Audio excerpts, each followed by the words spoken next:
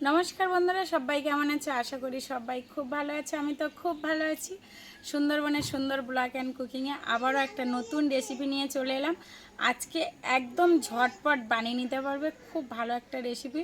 পুরো ভিডিওটা দেখার অনুরোধ রইল। সবাই কিন্তু আমার ভিডিওটা পুরো দেখবে। যারা আমার নতুন বন্ধু, সাবস্ক্রাইব করে বেল আইকনটি টিপে পাশে থাকার অনুরোধ রইল প্রতিদিনের ভিডিও আপলোড পাওয়ার জন্য। তো আজকে বানাবো হচ্ছে পেঁপের মোরব্বা।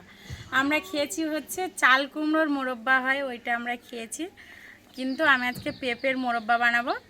তো পুরো ভিডিওটা কিন্তু দেখবে, ঠিক আছে? যারা হচ্ছে পেঁপে আমরা নষ্ট করে অনেক সময় ফেলে দিই বা একটু রয়েছে আর খাওয়া হয় না, মোরব্বাটা করে খাবে, কিন্তু খুব ভালো হয়। তো চলো মোরব্বাটা আমি কীভাবে বানাই দেখাবো, একদম শর্টে রেসিপিটা দেখাবো, খুব ভালো।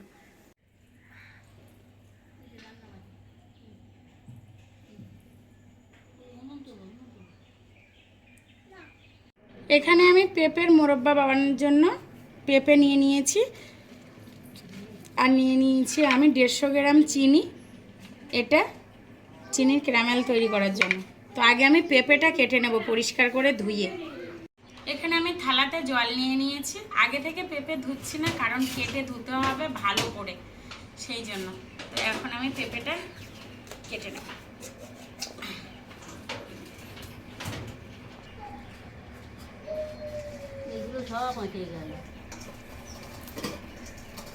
আগে আমি এমনি করে কেটে নেব,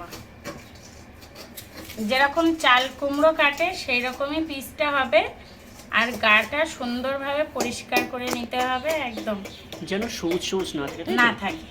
এইবার এরকম করে করে আমি পিস করে নেব, নিয়ে এইবার এই মিডিলটা পরিষ্কার করে দেব।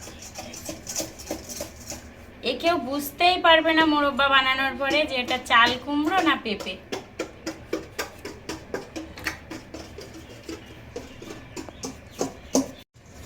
এখানে আমি সুন্দরভাবে কেটে নিয়েছি, এবার ভালো করে ধুয়ে নেব।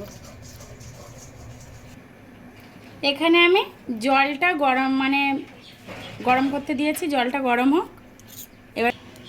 এবার পেঁপেগুলো ছিদ্র করে নিতে হবে। আপনারা চাইলে কাঁটা চামচ দিয়ে করতে পারেন, আমার কাছে কাঁটা চামচ এই মুহূর্তে নেই, সেই জন্য আমি একটা ছুরি নিয়েছি।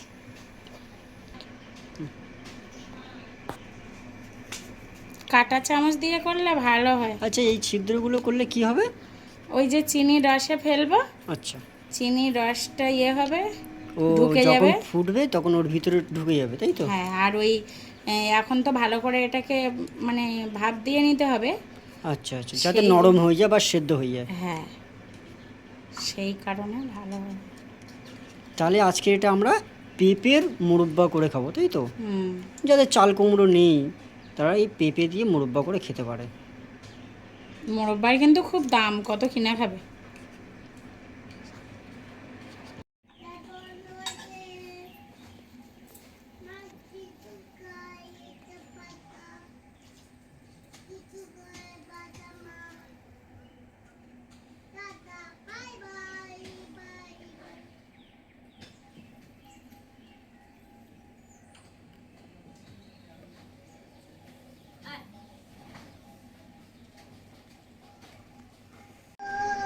এখানে আমি সুন্দর করে সবগুলো দেখো করে নিয়েছি ছিদ্র করে। এইবার আমি গরম জলে দিয়ে দেব, দিয়ে কিন্তু ভালো করে ফুটাতে হবে।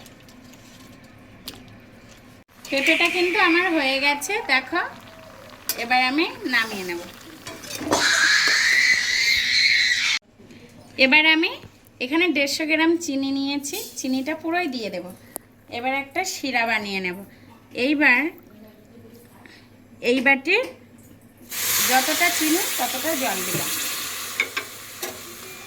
দিয়ে এবার আমি একটা সুন্দর শিরা বানিয়ে নেব। অনবরত নাড়তে হবে, এমনি করে।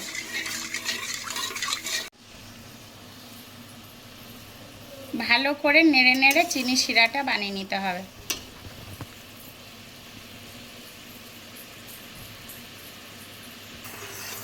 এরকম নেড়ে নেড়ে সুন্দরভাবে শিরাটা টাইট করে নিতে হবে, এরকম হাত দিলে না এরকম করে বোঝা যাবে।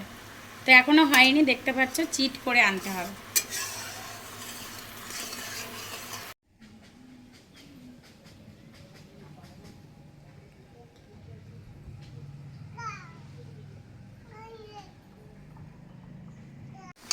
দেখো শিরাটা কিন্তু আমার চিট হয়ে গেছে, দেখো চিট হয়ে গেছে। এইবার আমি যে মোরব্বার এগুলো বানিয়ে রেখেছিলাম ওইগুলো দিয়ে দেব, দিয়ে আবারও সুন্দর করে ফুটিয়ে নেব। দেখেছো, দেখো শিরাটা কত সুন্দর দেখাচ্ছে না?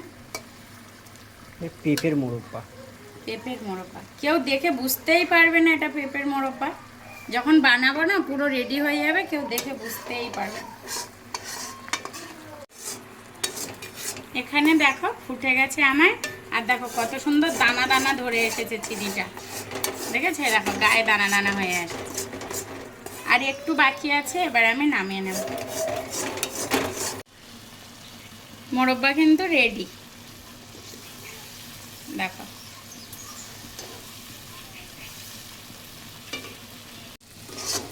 কি সুন্দর লাল লাল হয়ে গেছে। চিনিটা ক্যারামেল হয়ে যাচ্ছিল। মোরব্বা কিন্তু রেডি, এবার আমি ঠান্ডা হলে তুলে নেব। মোরব্বা কিন্তু রেডি, কেউ দেখে বুঝতেই পারবে না যেটা পেঁপের মোরব্বা। দেখো ঠিক করে, পেঁপের মোরব্বা কিন্তু আমার রেডি। আর দেখো কতটা সুন্দর হয়েছে, আমি দেখিয়ে দিচ্ছি। দেখো একদম কিন্তু তোমার এর মোরব্বার মতো, দেখেছো? তো এইভাবে বানিয়ে খেতে পারো। আর ভিডিওটা ভালো লাগলে লাইক, কমেন্ট, শেয়ার, সাবস্ক্রাইব করে দেওয়ার অনুরোধ রইল। আজকের মতো টাটা, আবার দেখা হবে কালকে আরেকটা নতুন পর্ব নিয়ে।